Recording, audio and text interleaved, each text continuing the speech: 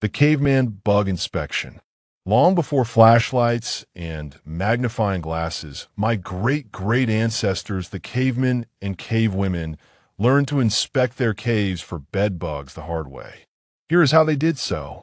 They would grab a burning torch, or a fire stick, as they called it, and held it close at the cave bed made of straw and mammoth hide.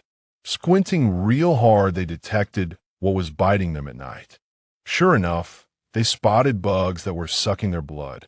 Sometimes accidentally, they set their bed on fire. If so, problem solved. Next, they did the rock check. Every crack and crevice in a cave was prime real estate for bed bugs.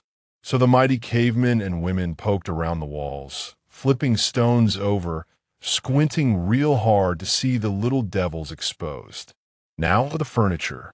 Okay, furniture was basically wobbly wooden stools and rock-hard tables, but they knew to check underneath, because even prehistoric bed bugs loved a good hiding spot.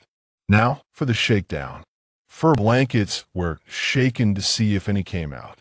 If they saw a bug wandering by torchlight, then no mercy, just one big prehistoric foot would come down. If it crawled, crunched, or bit, they would stomp on it. And finally, the stomping begins a new thing called dancing. And the very first dance party was invented.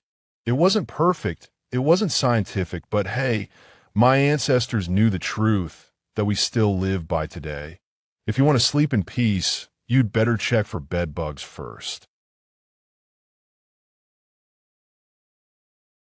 When bed bugs move in, you have to do whatever it takes to kick them out.